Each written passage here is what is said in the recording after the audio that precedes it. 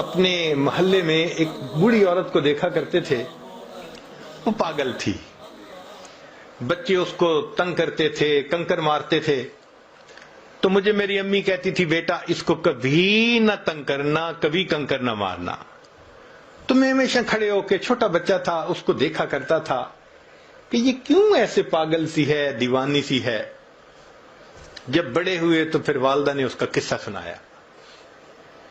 کہنے لگی کہ یہ ہمارے محلے کی ایک اچھے گھرانے کی خاتون تھی, جوان العمر تھی.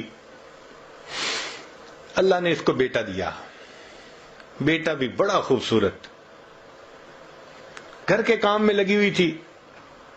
اب بچہ اپنی ماں سے بہت اٹیچڈ تھا. کچھ بچے ہوتے ہیں نا, گود کا چسکا ہوتا ہے کہ ہر وقت ماں ہی گود میں اٹھائے رکھے. وہ بھی اسی قسم کا بچہ تھا. اس عورت نے کوئی کام سمیٹنا تھا تو یہ اس بچے کو فیڈر دے کے لٹا کر گئی کہ تم اب جو ہے نا لیٹ جانا, اب باہر مت آنا, مجھے کام سمیٹنا ہے. اور بچہ فیڈر پہ کے پھر باہر. وہ تو معصوم بچہ تھا, چھوٹا تھا. تو ماں اس کو پھر لے کے آئی اور کہا کہ تم مجھے بہت تنگ کر رہے ہو, اب بالکل میرے پیچھے مت آنا. بچہ پھر آ گیا. اب اس کو غصہ آ گیا اور غصہ کنٹرول نہ ہوا تو یہ بچے پہ برسنے لگی. اس کو بہت سخت سخت کہا, میں تجھے سلا کے آئی تھی, کیوں میرے پیچھے آ گیا, تنگ کرتا ہے مجھے, سویا سو ہی جاتا تو اچھا تھا. جب اس نے یہ الفاظ کہہ دیے نا کہ تو سویا سو ہی جاتا تو اچھا تھا, اللہ کی پکڑ آ گئی.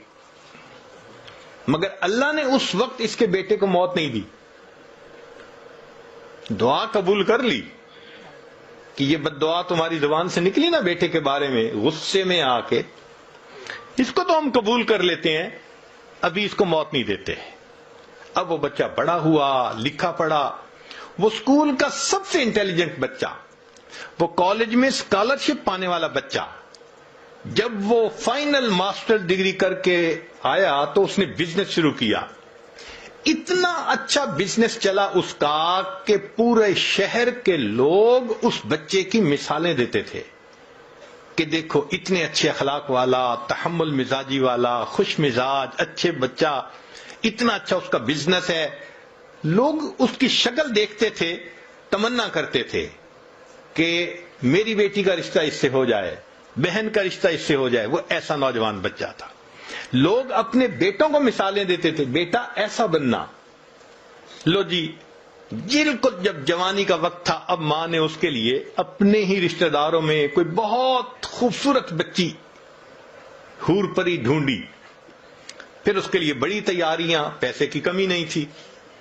جب سب چیزوں کی تیاری ہو گئی اور شادی میں ابھی صرف 3 دن تھے, اللہ کی شان کہ بچہ اپنے ہی گھر میں چل رہا تھا, فرش دھویا تھا اور ابھی گیلا تھا, پاؤں جو پھسلا, یہ نوجوان سر کے بل گرا اور اس کی موت آ گئی. اللہ نے پھل کو پکنے دیا. جب پھل پک کے تیار ہو گیا تب اللہ نے پھل کاٹا. اب تجھے سمجھ لگے گی کہ تو نے میری کس نعمت کی ناقدری کی تھی. ماں کے ذہن پہ اتنا صدمہ اس کی موت کا ہوا کہ وہ ذہنی توازن کھو بیٹھی. وہ گلیوں کے اندر بس تن کے چنا کرتی تھی. تو کبھی نقد سزا ملتی ہے, نکیر, اور کبھی اس میں تاخیر ہو جاتی ہے.